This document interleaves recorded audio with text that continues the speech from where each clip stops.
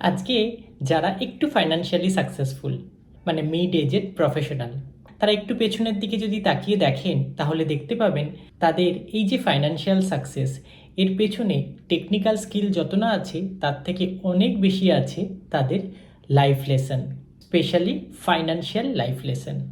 একটা জমি যেটা কেনা ছিল দামে এখন অনেক বেড়েছে, কারণ বাবা হয়তো বলেছিলেন জমির দাম কখনো কমে না।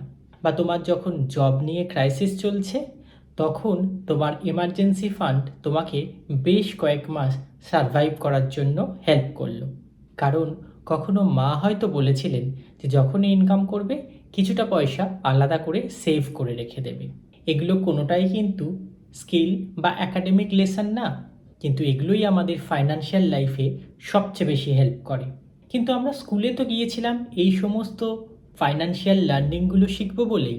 স্কুল লাইফ খুবই সুন্দর, একটা নস্টালজিক লাইফ ফেজ, কিন্তু এটা কখনো ভুলে গেলে হবে না স্কুলে যাওয়ার মেন ইন্টারেস্টটাই ছিল পরে একটা ভালো জব হবে, ভালো ইনকাম হবে, লাইফস্টাইল চেঞ্জ হবে, জীবনে আজকে যে প্রবলেমগুলো হচ্ছে স্পেশালি ফাইন্যান্সিয়াল প্রবলেম সেগুলো আর হবে না।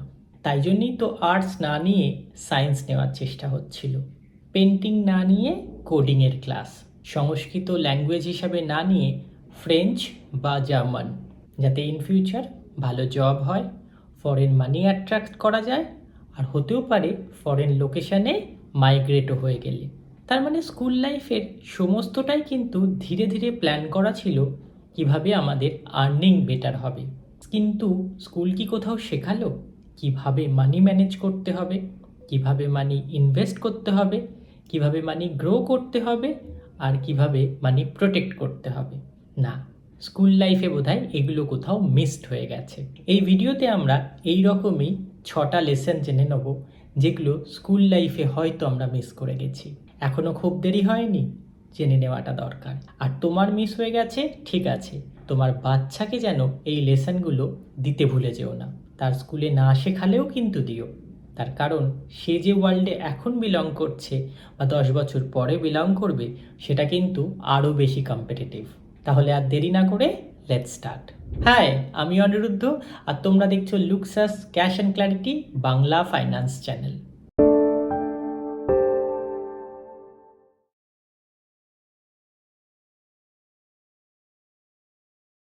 First, asset.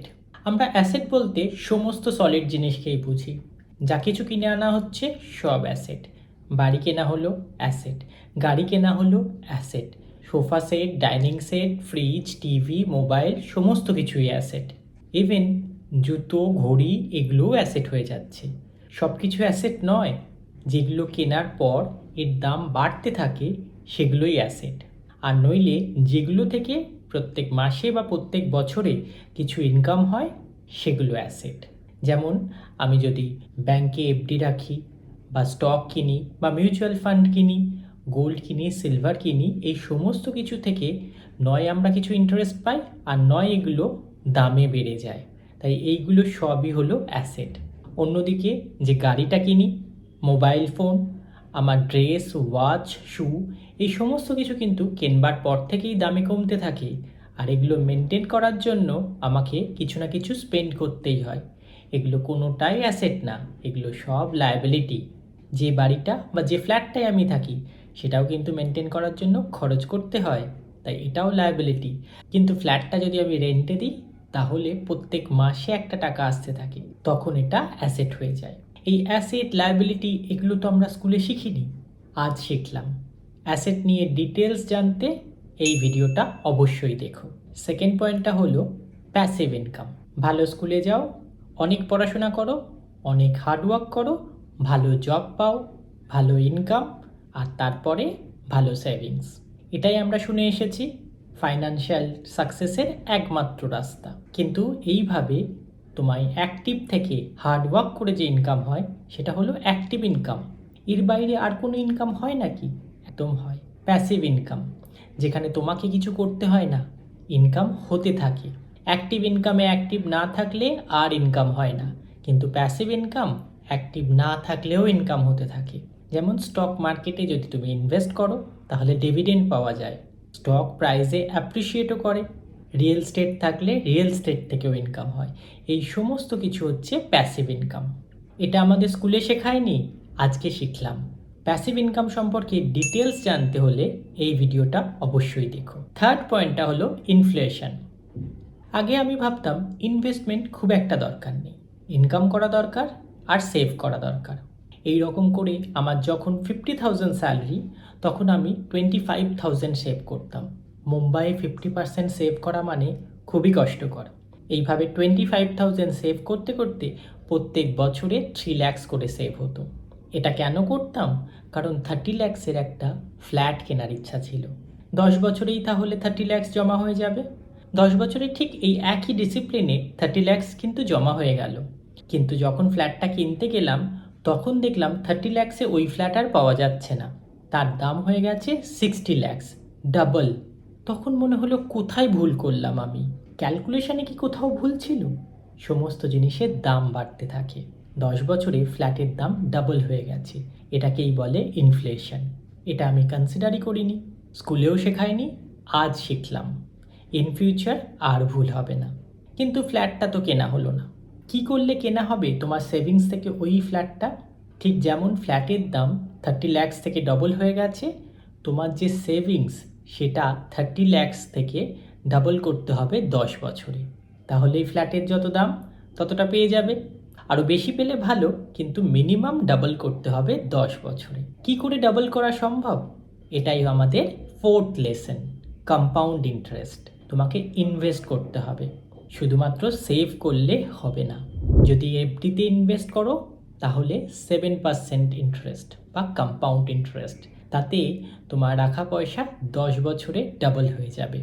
যদি মিউচুয়াল ফান্ডে ইনভেস্ট করো তাহলে দেখা যাবে 6 বছর 7 বছরেই ডাবল হয়ে যাচ্ছে। আর যদি আরও রিস্কি কোনো অ্যাসেটে ইনভেস্ট করো, যেমন স্টক, তাহলে কিন্তু দেখা যাবে 4-5 বছরে পয়সা ডবল হচ্ছে। এটা হয় শুধুমাত্র কম্পাউন্ড ইন্টারেস্টের জন্য।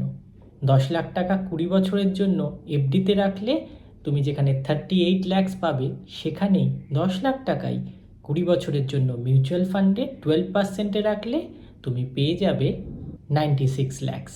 কোথায় 38 lakhs, কোথায় 96 lakhs? ডিফারেন্স কেন হলো? 7% কম্পাউন্ড ইন্টারেস্ট থেকে 12% কম্পাউন্ড ইন্টারেস্টে এলে। কম্পাউন্ড ইন্টারেস্ট নিয়ে ডিটেল জানতে এই ভিডিওটা অবশ্যই দেখো। এই কম্পাউন্ড ইন্টারেস্টও স্কুলে শেখায়নি, এখানে শিখলে। আচ্ছা, এই যে অ্যাসেট কাকে বলে শিখবে, প্যাসিভ ইনকাম জানবে, ইনফ্লেশন কনসিডার করবে, আর কম্পাউন্ড ইন্টারেস্টও অ্যাপ্লাই করবে, এত কিছু করে যে রিস্ক নেবে, তারপরে কিন্তু তোমার রিটার্ন আসবে। তো এত রিস্ক নিতে গেলে কোথাও তো নিজেকে প্রোটেক্টেড রাখতে হবে। কে এই প্রোটেকশন দেবে? এই প্রোটেকশন দেবে ইন্স্যুরেন্স। এটাই ফিফথ লেসন, যেটা আমরা স্কুলে শিখিনি কিন্তু এখন শিখব। মেডিকেল এমার্জেন্সি থেকে তোমায় প্রোটেক্ট করবে হেলথ ইন্স্যুরেন্স।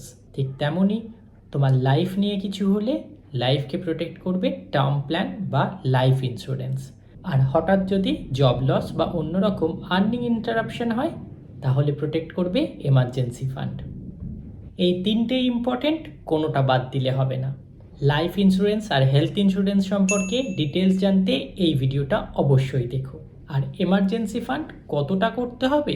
6 মাস থেকে মিনিমাম 1 বছর তোমার যা যা এক্সপেন্স হবে সেটার ক্যালকুলেশনে এমার্জেন্সি ফান্ড বানাতে হবে। ডিটেলস জানতে হলে এই ভিডিওটা অবশ্যই দেখো। এবার লাস্ট লেসন, বাজেটিং। এই যে এত কিছু করব, ইনভেস্টমেন্টও করব, নতুনভাবে আর্নিংও করব, আবার নিজেকে প্রোটেক্টও রাখবো, কিন্তু তার সাথে সাথে লাইফও তো চালাতে হবে, একটু একটু এনজয়মেন্টও করতে হবে। কি করে হবে এত কিছু? স্কুলে বাংলা পরীক্ষার আগে হয়তো 2 দিন ছুটি, কিন্তু অঙ্ক পরীক্ষার আগে 1 দিন ছুটি। কি করতাম আমরা? বাংলাটা তো অনেকটা সহজ, তাই 1 দিন বাংলা পড়তাম আর আরেক দিন অঙ্কটা পড়ে নিতাম। তারপরে আবার অঙ্ক পরীক্ষার আগের দিন অঙ্কটা করতাম। কেন? কারণ অঙ্কটায় একটু বেশি টাইম অ্যালোকেট করতে হতো। ঠিক বলছি না? ঠিক তেমনই আমরা স্কুলে হয়তো শিখিনি, কিন্তু এখানে শিখতে হবে বাজেটিং। তোমার এক্সপেন্সের জন্য কিছুটা অ্যামাউন্ট অ্যালোকেট করতে হবে, তোমার শখের জন্য কিছুটা অ্যামাউন্ট অ্যালোকেট করতে হবে, আর তোমার ইনভেস্টমেন্টের জন্য কিছুটা অ্যামাউন্ট অ্যালোকেট করতে হবে। নর্মালি বলা হয় 50-30-20 রুলস। তোমার স্যালারি 30,000 হোক, 80,000 হোক বা 1.5 lakhs হোক, এই 50-30-20 রুলস দেখে তোমার স্যালারিকে ব্রেক করে নিতে হবে। এটাই বাজেটিং। তাহলে তুমি একই সাথে এনজয়ও যেমন করতে পারবে, লাইফ স্পেন্ডিংও হবে, আর ইনভেস্টমেন্টও হবে কম্পাউন্ড ইন্টারেস্টের বেনিফিট পেতে, আর প্রোটেকশানও থাকবে ইন্স্যুরেন্সের থ্রু দিয়ে। এটাও কিন্তু আমাদের স্কুলে শেখায়নি, এখন শিখে নিলাম। বাজেটিং নিয়ে ডিটেলস জানতে হলে এই ভিডিওটা অবশ্যই দেখো। এবার ডিসক্লেমার, আমি কিন্তু কোনো রকমভাবেই ফাইন্যান্স প্রফেশনাল নই। আমি আমার লাইফ দেখে যেগুলো মনে হয়েছে ইম্পর্টেন্ট কিন্তু স্কুল মিস করে গেছে, সেগুলো এখানে লিস্ট করলাম। আমরা তো শিখছি, তার সাথে সাথে আমাদের নেক্সট জেনারেশন যে, তারা কিন্তু স্কুলে মিস করলে আর যেন তাদের আক্ষেপ করতে হয় না, তাই তাদের জন্য এখানে এই লিস্টটা আরও বেশি ইম্পর্টেন্ট। এই 6টা জিনিস মনে রাখতে একদম ভুলো না।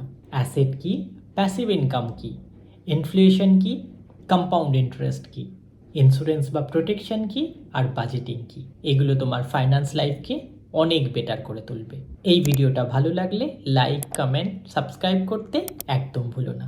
See you soon.